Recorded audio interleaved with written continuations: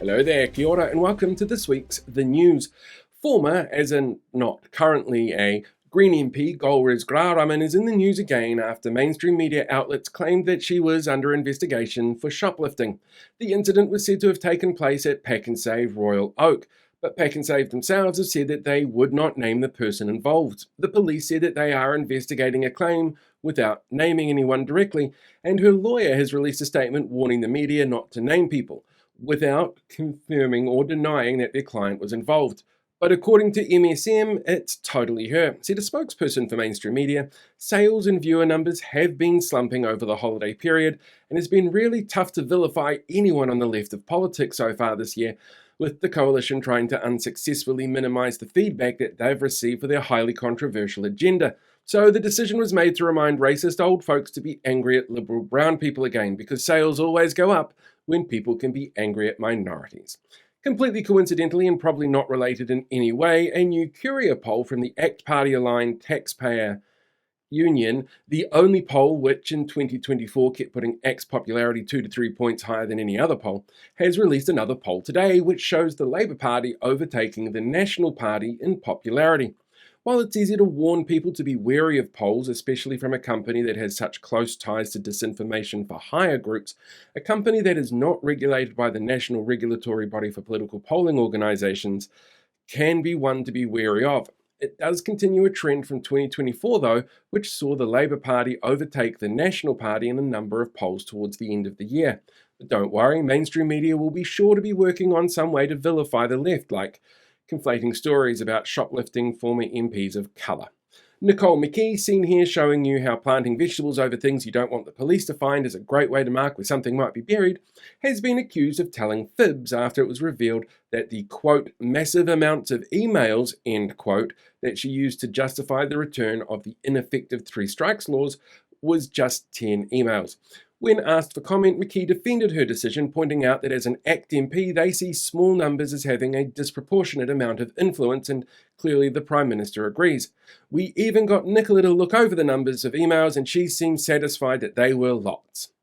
Justice Select Committee Chair James Meagher, seen here wondering why the Justice Committee Chair gets all of the racially divisive bills that ACT instigates, and if it has anything to do with stereotyping anything Māori as being about crime and criminal processes, has stated that the committee will not be able to hear all oral submissions for the Treaty Principles Bill due to the sheer volume of requests. With historic levels of feedback, the number of requests to speak to the committee are on the record side. The committee spent Thursday debating the criteria for narrowing down who does and doesn't get to speak. National Party committee member has asked for only stale pale males. ACT's member has requested no one who wrote for New Zealand, since he doesn't read work by New Zealand authors, and New Zealand First member Jamie Arbuckle will only speak to people who have had their genitals checked first to ensure fairness. In the end, it seems each party will handpick 25 submitters to speak to the committee, which, like the Māori Ward referendum bill, will be split into 2 to hear submissions that they choose to hear. The government announced an increase in the number of kāinga ora tenants getting warnings and eviction notices in 2024 over 2023. Chris Bishop, seen here trying to karate chop a podium, reported that there were 553 warnings given out in total, which makes up 0.8% of all current tenants within the system. This was an increase of 41 warnings, which is a statistical difference of 0.6% between 2023 and 2024, showing a clearly tougher line on targeting people needing the most help is working to alter those behaviours. Of those warnings, 2% or 11 were evictions, or 0.015% of all tenants.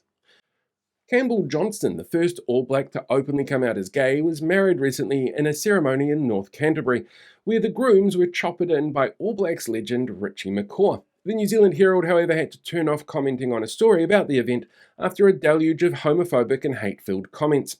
Said a spokesperson for NZME, "Look, we don't think it's important why we seem to attract these kind of people to our publication and what it means for our contribution to the cohesion of society. Anyway, look, somebody is shoplifting and it might be an MP of colour." NCEA results released this week showed a third of students failed Level 1 courses, an increase of failures from 2023 of about 8%. Education Minister Erica Stanford, seen here showing you all the evidence they base their education decisions on, claims that this change was caused by changing demographics of students taking exams and had nothing to do with rushed changes to the education system delivered last year based on erroneous data that the government used to justify stripping funding from departments that they don't like, encouraging students to not focus on the humanities subjects and removing modern tools students used to learn with, like cell phones in classrooms.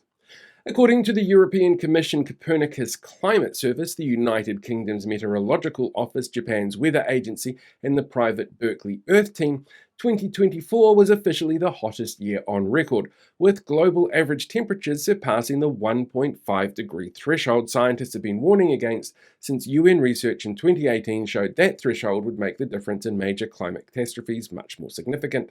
Across these agencies, as well as others which monitor climate changes, they firmly place the cause on an increase in worldwide emissions from fossil fuels, of which New Zealand recorded its first ever increase in a decade over 2024, as the country looks to reopen fossil fuel extraction.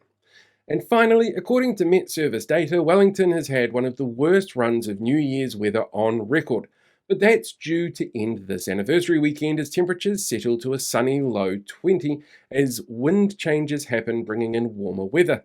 However, the less than ideal weather in the capital city is, according to the Post, probably still the fault of bike lanes and the Green Party members of Wellington City Council. And that is this week's The News.